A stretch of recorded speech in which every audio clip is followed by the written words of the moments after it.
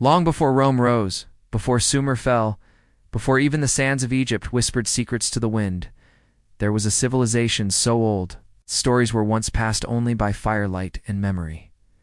That civilization was ancient India, and its sacred texts, the Vedas, the Mahabharata, the Ramayana don't just tell tales of gods and demons. They describe machines, weapons, flying crafts, explosions that scorch the heavens. They describe war, not metaphorical or poetic, but loud, mechanical, sky-shaking war. And the vehicles used? Not chariots, not winged horses, but vimanas. The Sanskrit word vimana is often translated as flying chariot, but the original descriptions are far more specific and far more advanced. The Rig Veda, one of the oldest texts in human history, describes beings traveling in machines that move in multiple directions, can hover in midair, and make sounds like thunder. One ancient verse tells of a vimana measuring 12 cubits in circumference, with 4 strong wheels powered by fire and mercury. Another mentions radiant machines that flew as swiftly as thought, capable of moving from Earth to the stars in moments. These weren't poetic metaphors, they were technical. Detailed diagrams of vimanas appear in later Sanskrit manuscripts, like the Vaimanika Shastra, controversial document whose contents sound less like mythology and more like an engineering manual. It describes different types of vimanisms shaped like cones, others like birds or discs. It outlines propulsion systems using mercury vortex engines, gyroscopes, and solar energy. To advance for its time, that's the point. Mainstream scholars dismiss the Vaimanika Shastra as a hoax, written in the 20th century and falsely attributed to older times. But even without that document, the ancient epics are packed with references that predate modern aviation by thousands of years. Take the Mahabharata, India's great epic, longer than the Iliad and the Odyssey combined. In it, entire cities take to the sky. The gods wage war in airborne fortresses. Arjuna, the legendary warrior, is taken aboard a celestial vimana by the god Indra, where he sees machines that shine like stars and weapons capable of destroying entire armies with a single strike. Then there are the weapons themselves.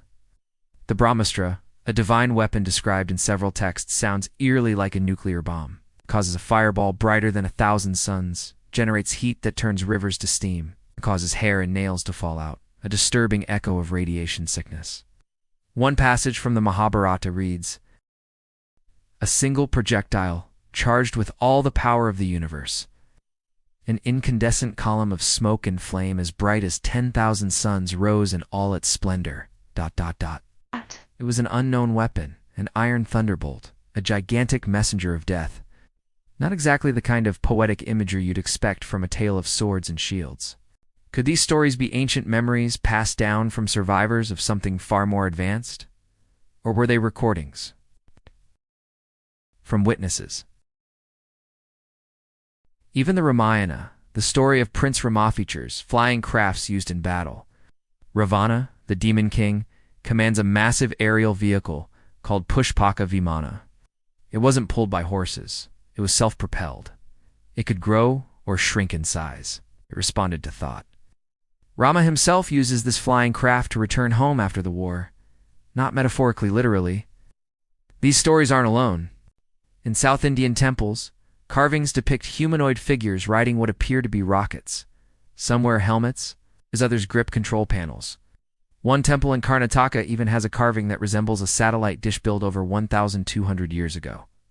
Coincidence? Artistic flair? Or memory encoded in stone? What if the Indian gods weren't gods at all?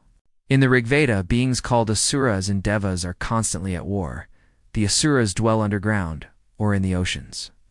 The Devas command the skies and lightning. One uses deception and manipulation, the other fire and light. These aren't symbolic deities. They have agendas, they form alliances, they use machines. It's a cosmic cold war on Earth, and maybe the Vimanas were their fighter jets. Could the Asuras and Devas be rival, extraterrestrial species waging proxy battles on our planet long before humanity knew what stars were? And if so, what were they fighting over? Some believe Earth holds something rare either in its biology, its resources, or its location. A strategic outpost, a test site. Or perhaps something even deeper. Some Indian texts mention beings creating humans through sound and thought. Others speak of blue-skinned visitors with glowing eyes who taught mankind science, medicine, and architecture. Not unlike the Anunnaki, not unlike the Sumerian stories. Is it possible these stories are part of the same narrative? That the visitors who came to Sumer, to Egypt, to Mesoamerica also, came to India and stayed longer? One compelling clue lies in India's unmatched astronomical knowledge. Ancient Indian sages knew about the precession of the equinoxes, the exact length of a solar year, and the positions of stars like Sirius and the Pleiades, thousands of years before the West caught up. The Surya Siddhanta, a text allegedly revealed by a solar deity, outlines planetary motion with incredible precision. Some of its numbers, like the Earth's diameter, are nearly exact. Why did they know? Were they taught? And if so, by whom? Because here's the pattern again. Sudden knowledge, advanced technology, beams from the sky, and a memory of war, not human war, but something older, louder, and far more destructive. Maybe we're not the first intelligent species to wage war on Earth. Maybe we're inheriting a battlefield. In the ancient skies of India, war thundered, not with swords, but with sound, not with arrows, but with light. The battles of the Mahabharata weren't mere myths told around fires. They were epics of destruction of energy, metal, and flame that scorched the heavens and shook the earth. And what they describe reads less like mythology and more like ancient science fiction. Or ancient memory. In the Mahabharata, the great war between the Pandavas and the Kauravas is told with all the drama of mortal conflict. But beneath the poetry lies something strange accounts of flying chariots, energy weapons, even what sound like guided missiles. The gods don't just bless heroes, they give them technology. And the greatest of these weapons, the Brahmastra. It was said to be a single projectile, charged with the power of the universe itself. It could destroy entire cities. It created flames that burned through the air. It turned night into blinding day. Perhaps most terrifying of all, it contaminated the land, making it uninhabitable. One ancient verse describes it like this. It was as if the elements had been unleashed. The sun spun round, the world scorched with heat, the birds went mad, the rivers boiled, the elephants screamed, the very earth trembled. It goes on to say, clumps of hair and nails fell out. Pottery broke without cause. The food turned to dust. For weeks no one could bear to step outside. It isn't poetic flair. It's a description eerily similar to the aftermath of radiation exposure. Scholars have long dismissed these tales as metaphorical. But what if they're not? What if the Mahabharata is describing a real event in ancient war between advanced factions, fought with energy weapons, possibly even nuclear ones? It's not just the texts that raise eyebrows. In Rajasthan, near the ruined city of Jodhpur, researchers have found an area with unusual levels of radiation. A housing project in the region was halted after high radiation levels were discovered in the soil. Some believe this zone still barren and lifeless is the remnant of an ancient detonation. Nearby ruins, known as Mohenjo-daro, one of the world's oldest cities, have yielded skeletons lying hand in the streets. Many show no signs of trauma. The layout suggests they fell where they stood, as if struck suddenly. Some of the bodies are radioactive even now. What could have done that? Even more mysterious is the presence of vitrified sand, a type of glass that only forms under extreme heat, such as that of an atomic explosion. Desert glass of this kind also appears in Egypt, Sahara, Scotland, and parts of India. Coincidence? Or a trail of ancient warfare? Back in the Mahabharata, the Vimana chariots are more than just transport, they're airborne command centers. They move vertically, diagonally, hover silently, and fire energy beams. They're described as covered in armor, propelled by mercury and roaring engines. Pilots wore special suits. Some had invisibility features. Others could make soundless descents. This isn't fantasy, it's technology. And the gods who commanded these crafts, they weren't distant cosmic forces, or personalities. Some fought alongside humans. Others manipulated them. The Devas, luminous beings of the sky, often aided heroes with their vimanas and divine weapons. The Asuras, powerful and cunning, fought with their own technologies, sometimes from underwater bases, sometimes from celestial realms. A passage from the Vanaparva section describes an Asura craft rising from the ocean in a storm of flame, launching skyward with a blinding roar. Another describes a Vamana moving faster than the wind, resounding like thunder, leaving a blazing trail across the sky. Why would ancient writers invent such consistent detail over and over, across centuries, if none of it had a root in memory? Wow. And what exactly were these gods fighting over? The texts suggest it wasn't land, it was humanity. The Mahabharata repeatedly refers to mankind as being at the center of a great cosmic struggle. That Earth was not just a world, but a contested territory. And humans? Developing species being shaped, guided or controlled?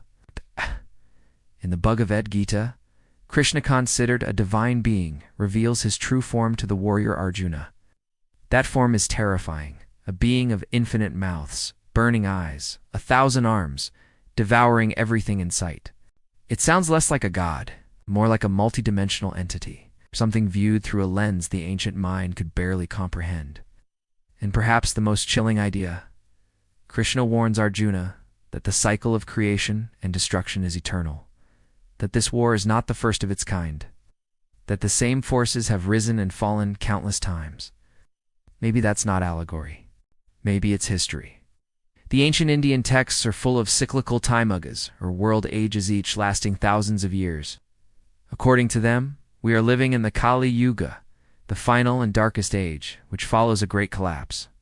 If true, that would mean Earth has already witnessed the rise and fall of advanced civilizations, and the war described in the Mahabharata, just one battle.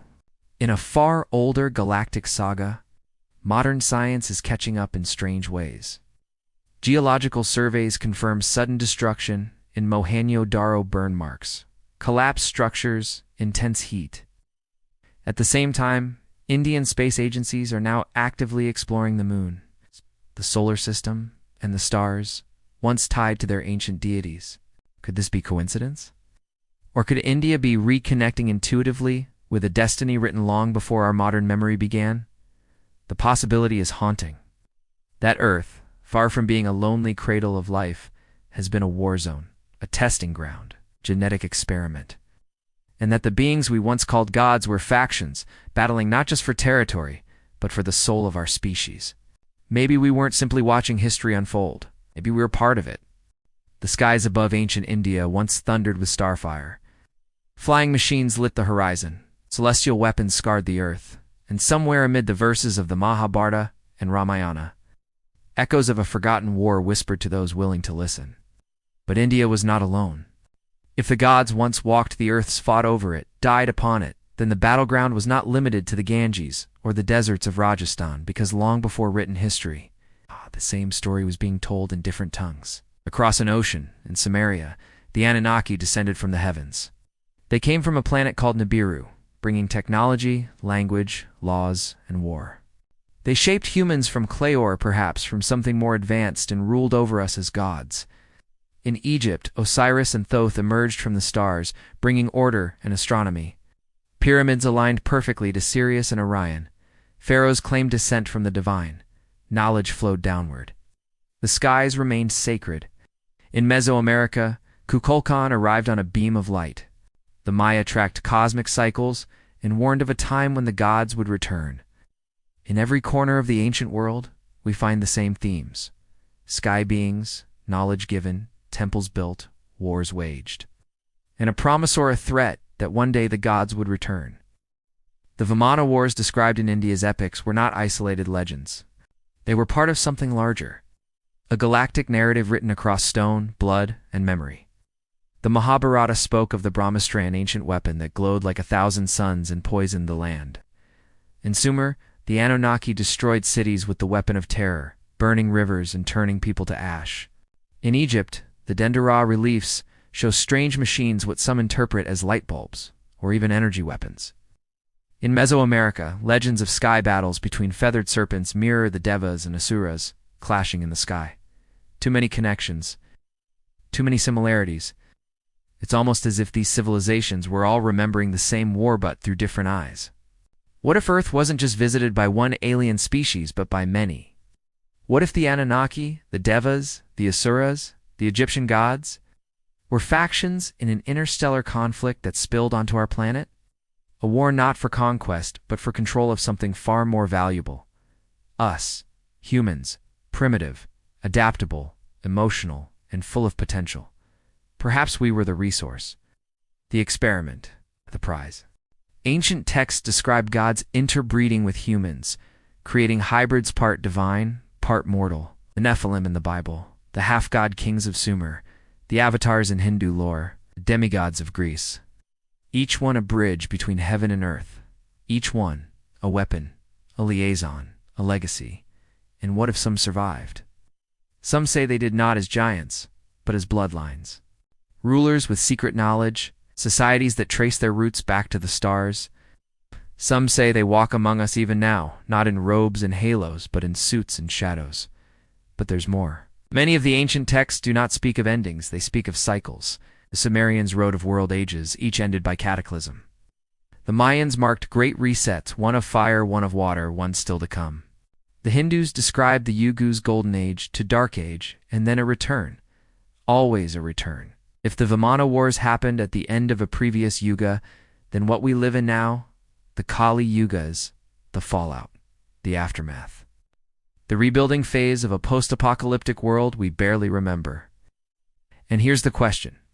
If the cycle comes back around, will they return too? Some say they never left. That the ancient gods, angels, interdimensional beings, whatever they were, retreated not to the stars, but underground, to the ocean depths, to other planes of reality, to places we haven't yet learned to search. There are countless myths of hidden realms. Shambhala in the Himalayas, Garda, the underground world, the underworlds of the Asuras, the secret chambers beneath the Sphinx, the inner earth civilizations whispered about by explorers and mystics alike. Are these just stories or shelters? Maybe they wait until we're ready, or until we're too dangerous, because something is changing. We are now building flying machines. We are launching probes to other planets. We're splitting atoms, building AI, decoding DNA. We're becoming gods ourselves, technologically speaking. And perhaps that is the trigger. Because across the globe, something strange is happening. More sightings, more anomalies, more whispers. In the skies, in our dreams, in our collective consciousness. What if they're watching? What if when we reach a certain threshold, they come back, not to teach, but to judge? It's a chilling thought, but it also may be the very reason they left clues, so we wouldn't forget, so we could connect the dots. So we'd remember that once long, long ago, we were part of something cosmic, and maybe we still are. Thank you for watching all of Episode 3 of Alien Landings Across Ancient Civilizations. In this episode, we explored the ancient epics of India, the devastating power of Vimanas and Starfire, and the global clues that suggest Earth was once the stage for a forgotten interstellar war. If this journey stirred your curiosity, raised your eyebrows, or made you look up at the night sky just a little longer, please take a moment to like, subscribe, and click the notification bell.